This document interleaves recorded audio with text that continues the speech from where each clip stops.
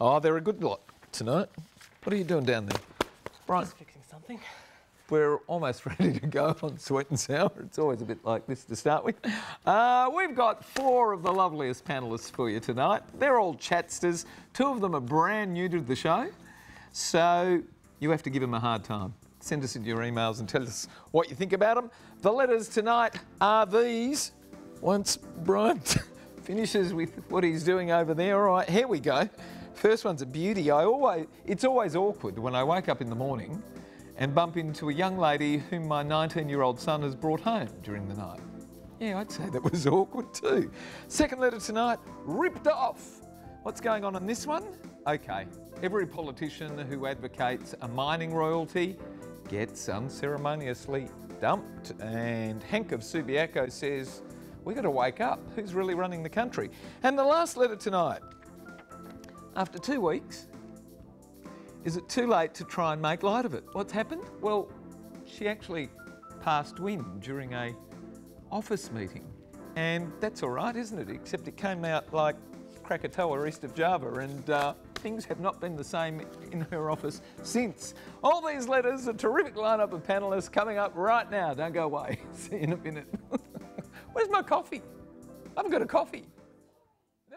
Got a problem, big or small, would a miracle be nice? Our motley crew is back, churning out advice. You might even laugh a bit in the following half hour. Park your backside on the couch, cause baby it's time for Sweet and Sour. Right here on Sweet and Sour. Pour some sugar in there, baby. It's time for Sweet and Sour. How's about some chili? It's time for Sweet and Sour. Sweet. So lovely to have your company tonight.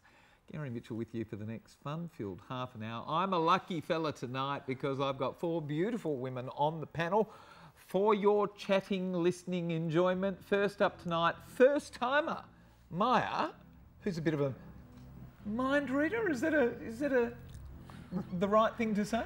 Well, I can mind read, but yes, I'm a clinical hypnotherapist. And Clinical hypnotherapist. yeah. What do you mean you can mind read? well, basically, a client will come in to see me, and I just look at their physiology and their body language. You know what how they're Yes. feeling. And so what when they're... I'm asking them questions, if their body language is giving me one message or one signal, but they're actually saying something else, I can really sort of delve into the core issue. Smarty. Well, you're well qualified to be on this panel, aren't you? Thank you. I better Glad watch to how be I'm here. sitting up tonight. I'm not. I know, how are we going to move? Hello, Beck. Hello. How was your summer? This is the first time back for us as well. Thank Good. you. Thanks. First Were you time busy, kicking busy? off. Yeah, always busy. We're in April nearly. We're in April now. I mean, Do seriously. you like our new set? Love it. Courtesy of Peter Love Warren. it. Thank you very like much, the sir. smaller table, a bit more intimate. It's Cosy? yeah, amongst a great bunch of chicks. Louise, do what? Self-praise is no recommendation, says my mother. Lou, do you like our set? I love your set. I've never been on your sets anyway. First timer as well. A great set. You've said the right thing. We'll invite you back. Yeah, thank Nice to you. have you here. Thanks very much. You're an online retailer. I am an online retailer. I specialise in airline cabin crew shoes. Oh, very clever. Yeah, very niche market. Now, niche market, but do you go any wider than online? Absolutely. Do you go corporate and... Absolutely. You do? The shoes, I have the shoes that corporate women also love to wear. We don't do shameless plugs here, do we? No. Chloe, how are you, my darling? Lovely to have you back on the panel. Really good. It's good to be back. Sitting I there love here. taking a sip. Yeah, just getting into the groove. Yeah. Yeah, good to have you. And what everybody at home doesn't know is that we've got your daughter Sienna sitting in the We audience do, as well. So we we're all on our do. best behaviour tonight, aren't Yes, we have to be on our best behaviour. we? Okay, we're not allowed to talk about sex. No. However, the first letter, dear Sweet and Sour, it's always awkward when I wake up in the morning and bump into a young lady whom my 19-year-old son has brought home during the night, unbeknown to me.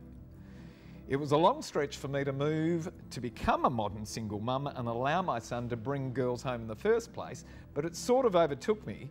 And one morning, there was a lovely young lady surprising me by saying hello as she left. I suppose rather than reacting, I simply accepted it. So now there's a couple of things that I need some direction on, please. The first is, what can I do to not feel so awkward when I bump into the girls? And there aren't many. In the last 12 months, there have only been 3. Secondly, I have my younger 15-year-old daughter in the house as well. I need to be very protective of her, and I don't really want to have my daughter bringing men home when she's of age. So additionally, do you think I'm doing the right or wrong thing by my kids? Writes Hannah of Beleen in Victoria. Chloe, she's doing the right or wrong thing by her kids. She's tolerating it.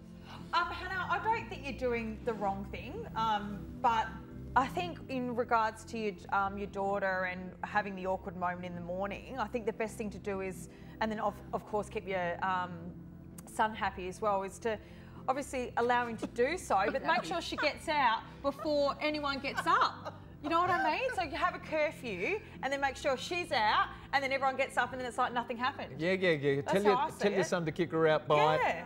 She's got to be out 5 by o'clock 3 in the o'clock in the morning. So when we get up, everything's good and nobody bumps into anyone. It's not awkward and yeah, it's good. That's what I reckon. Because Anyway. Lou, what's it telling your 15-year-old daughter if she wakes up and there's this strange girl? I think there's a huge double standard in that, Hannah. Yes. I picked that up too. Yeah. And I think you're the parent, you're the adult still, and children still need guidance. I mean, he is 19, but I think you should say, let's meet her first and wait till you're in a steady relationship and let's meet her before you start bringing her home. But if you still want to go down the single mum, you know, modern mum thing, maybe just, hey son, send me a text message on the way home. A few little boundaries though. I mean, he's 19 and you've still got to... I like what Chloe said. Listen, you've got to be out of the house. And maybe, you know, do you really put up with the 19-year-old's habits? I'd actually not allow it in the house. I don't actually like It's it. hard. It's hard to enforce it, I reckon, on a 19-year-old. They'll be like, yeah, whatever. It's your home. Yeah, It's true. still your home. Hang on, If he doesn't guys. like it. We were all 19 once. Yeah, I we were know. respectful of our parents. Yes, and be a little bit creative. Be a little creative. You're giving it very What, much attention on to a the platter background- to your son, aren't attention you? to the background. Oh, In the backyard. go on, Beck. Hannah, I'm more concerned about The the 15-year-old? girl. Yeah, me no, too. No, not the 15-year-old, the actual girl. I mean, if he's having a good time. If he's bringing someone home, that means he's met her out somewhere, they've had a few drinks. Is he actually saying to her, come back to my mum's house? I mean, I'd just be like red Yes. flagging that going, no. And I mean... Oh, maybe she doesn't know it's his mum's Well, house. Come then back, what? come back to creep my in. room. And I mean, that's right. Now, if it's mum and a couple of kids at the house, I'm not assuming anything, but, you know, a smaller house, 3 bedrooms, if they're not coming back to play Monopoly, I mean, are they not hearing things in that they're obviously drunk, a bit, you know, a bit tipsy and a bit drunk, and I don't know any girl that would, well... Do it. Why would you want to go back to someone's mother's house? Go to her place or go and get a hotel or... Yeah, it is you a know, little bit odd. I just also think that he just needs to really respect her as well. It's a... I'd bring the shutters There's down. got to be other rules in there as well. You Maya, can't we'll be bring doing you that. in. Come on. Okay. Last word to a woman. Hannah, How else to know? you are the adult, you are the parent. It is your home, it is your rules. So maybe just go through your values list, like, you know, do you want to be a great role model for your daughter? And I'm assuming that you do want to. And so for her to understand respect for women, that to show and speak to the son in regards to you're not respecting a girl if you're pushing her out the door. I mean, that's just horrible. What message are you sending to your daughter? What message are you sending to the girlfriend? And what message are you giving yourself that you don't actually respect yourself as a parent to have those boundaries? Yeah, I like what the ladies are I'm saying. about a 15-year-old girl too. That's Sorry. really embarrassing. I'd be locking the door. Yeah. I wouldn't let him in the house. No. Sorry. I- Sorry, that's... We got to go. We're going to chat about what's actually going on during the break. But when we come back, we're going to work out whether Aussies are being ripped off by people who are extracting lots of revenue out of our ground. Don't go away. More of Sweet and Sour. We'll see what the ladies have got to say. See you soon. Now, I actually would lock the doors. I wouldn't bring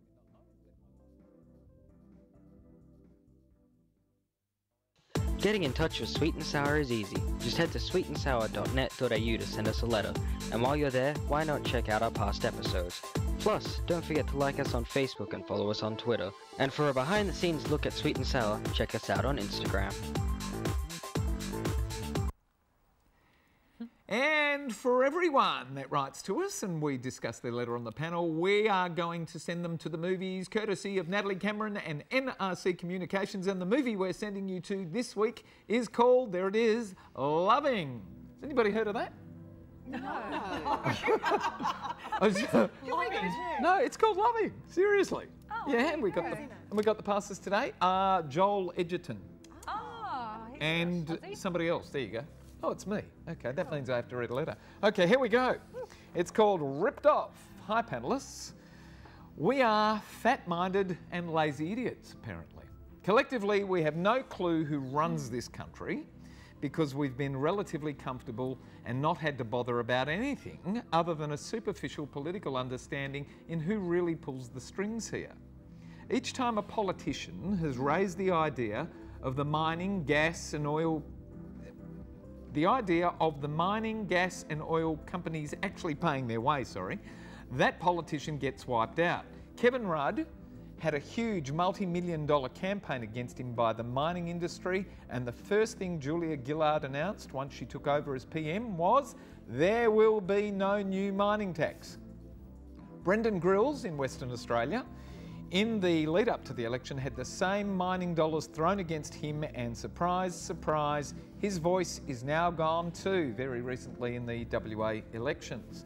Collectively, Australia has more resources in iron ore, gold, nickel, copper, lithium, natural gas, and all the other minerals than the Saudis have oil. We're only 24 million people, yet if I compare us to the Saudis, they have free education, free health, transport and so on, and they are 33 million people. Panellists, what can we do to wake up Australia, because we are handing over our next generation's inheritance to the mining boardroom boys? And it comes to us from Subiaco. Hank writes to us, and first up, Beck, when you think about your kids and you think about all the mining royalties that are actually going to the boardroom boys, do you feel a little bit ripped off? Yes. And look, I think I get what you're saying, Hank. I'm not very cluey on this. Mining companies are getting richer whilst we're all getting poorer. To be honest, I didn't even know we're getting ripped off. How do we know we're getting ripped off? I think that's the issue. I think that's the issue. And he's saying we're really comfortable and complacent. And yet, when somebody opens his mouth and says, hey, listen, we should have more royalties, because Brendan Grills was saying the royalty of 25 cents per tonne in iron ore was set in 1967 and it hasn't changed. Well, so who actually determines what a fair value is for royalties and taxes on minerals mined out of the earth? Well, our politicians have to. Right. Well, so they haven't done a job since 1967. No. The politicians who are being lobbied by all these fat cats, because they've got the money to lobby. And it really is, well, it has to be leaving the rest of us. Because it's not us that has a say. We don't have a say in it. So the Saudis are 33 million people. They have a very different social system than we do, but we're only 24 million people and a much bigger country. But by the same token, you know, the letter writer, Hank, obviously knows what he's talking about, perhaps. We've got nickel, copper, iron ore, gold, silver, lithium, natural gas, and the Saudis have only got oil. And they pay for all of it, and we struggle. Maya? I think, why don't we try and get a win-win situation going, as in maybe not just change our GST, because GST in WA is being quite high. Well, that's another issue, but that's, So maybe just, you know, be a little bit fair to WA and lower the GST, maybe have a smaller... Lower the GST?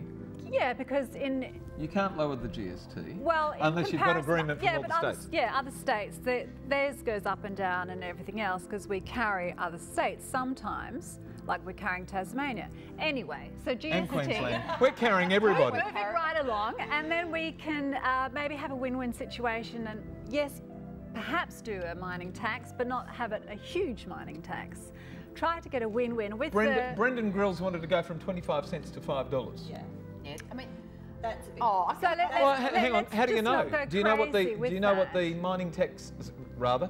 Do you know what the price of iron ore was back in 1967? No, actually I don't. Well, but when you say why don't you bet? I know. You should know this. Chloe, come on in. All right, well, look, I'm not very clued on with this kind of stuff. None of us are, and that's the all. point he's making. But exactly. So he's made that point very good. But what I did notice was that, and I said to the girls earlier, what the hell is with Saudi Arabia and their free education and healthcare? How good is I that? want to do with that. I want some of that. We should do that. Yeah, so I'm all for that. but Okay, yeah. last word, Louise.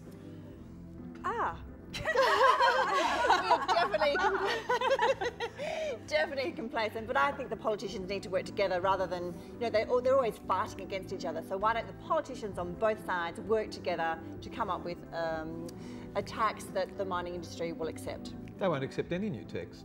That's how they work. That's why they're Well, paying the actually, lobbyists. Just tell them. They should just tell them. Sorry, Hank. They'll all be campaigned against. When we come back, we're going to be talking about embarrassing moments at work. Have we all had those, ladies? No, not like this. Not like this. No. All right. When we come back, not like this. What's this? Not that I'd We've already admit. told you. Whether it's the juiciest gossip, relationship dramas, or cheating partners, you'll always have a laugh watching Sweet and Sour. It's time for Sweet and Sour.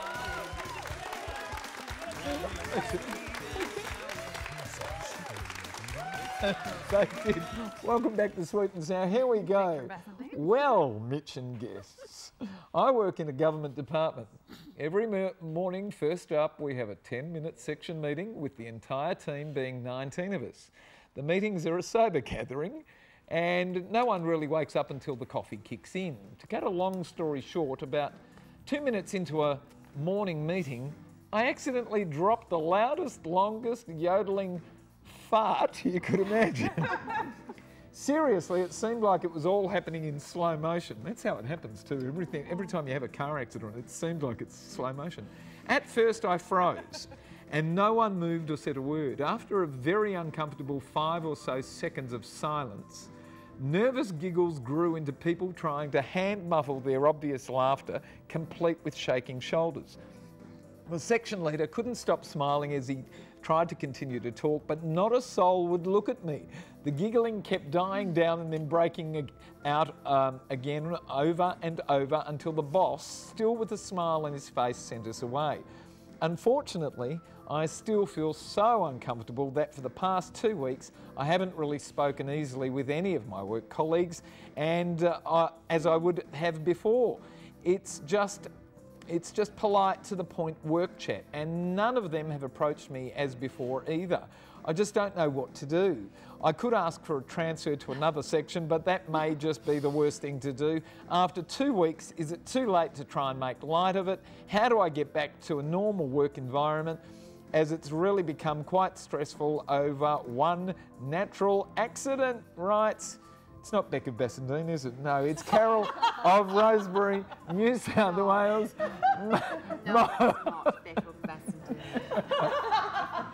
Thank you, Mitch. Methinks thou dost protest us too much. Maya. Carol, I don't think it's too late. I think you should own your power, step up and make light of it. Own it. And just say, look, I'm all out of audio, anal audio, so just make it, put it out there and make it light, make it funny, and then give them something else for them to start to talk about. So come up with something really good, something positive, something really interesting that's going to take their mind off. Yeah, relax. Your... No one else is thinking about it. No, She is, I think. exactly. So just take back your power, and you made people laugh, you made people giggle. That's a great thing. That's All a right, positive thing. Beck. Oh, I feel sorry for him. Yeah, so do we all. You've made me feel so uncomfortable now. I just don't know how you accidentally drop even the word loud, long, yodeling one. I mean, seriously, how old is she? Does she accidentally burp everywhere? I mean, we are adults. We're grown people. You can hold it in. I mean, what's she doing? Walking? I mean, seriously, I'd be mortified.